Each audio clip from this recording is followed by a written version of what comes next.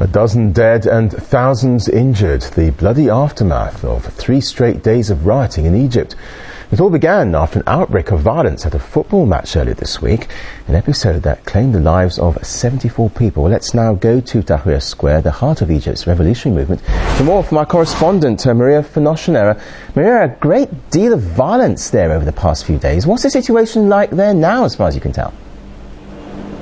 Well, indeed, things have been extremely devastating and terribly chaotic here in Egypt in the last few days, and also very tragic. The Port Said massacre on Wednesday, when 74 people died in a stampede at one of the city's football stadiums, has become by itself the deadliest incident since Mubarak ousted last February, but it also triggered a new wave of clashes between the police, the army and demonstrators that have actually become recently a common theme here in the capital Cairo and everywhere throughout Egypt. The fact is, people have been very quick to accuse, following the Port Said incident, to accuse local authorities, especially the Interior Ministry, of doing nothing, of allowing this to happen, of allowing these deaths, of inefficiency, and actually also of instigating this chaos in order to preserve this situation of instability in the country, in order to eventually justify somehow the authoritarian rule of the generals from the Supreme Council of the Armed Forces.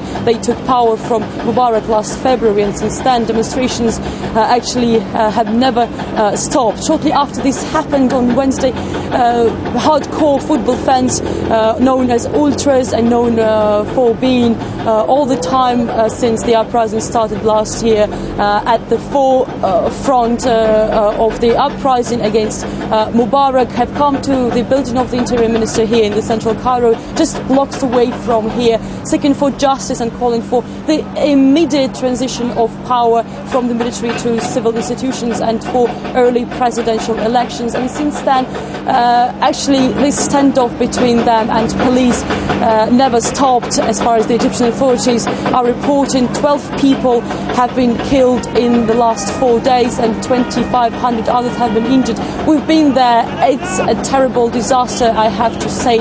I hope you can see the pictures right now.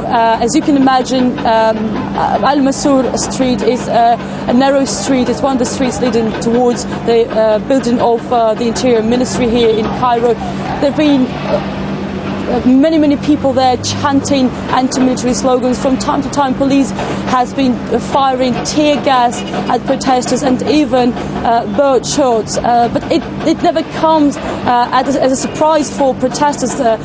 People are wearing gas masks, and if not this, they are carrying bottles with special liquid, acid liquid, and from time to time they are soaking pieces of cottons in this liquid and sniffing it to be able to breathe normally. But the thing is that once they are pulled away, just a little bit short after that, they are coming back towards the building, and it all starts again. We've been able to speak to several people there. Let's now listen to what they have to say about what's going on and when it's going to stop. People are just protesting and they're shooting them. The casters of tear gas are unbelievable effects. People might die of that. They suffocate each day. Children, everything. Today, a child got hit by the car and they just move over them. The child, the seven-year-old child. It's over. It's more than enough. What they're doing to the protesters and what they're doing to the country. It's over. It must be over. Well, as you can see, the situation is very volatile here in Cairo and actually in several other cities throughout Egypt. But we can talk now about several achievements as well. Following Port Said incident, key figures, people from the administration of the stadium have been detained, and they are in custody right now as well. The investigation is undergoing, and also meeting protesters' demands. Just recently, the Supreme Council of the Armed Forces Advisory has also called for early presidential elections in the country. Back to you. It's indeed a very volatile situation there. Maria Finoshionera, correspondent. Thank you.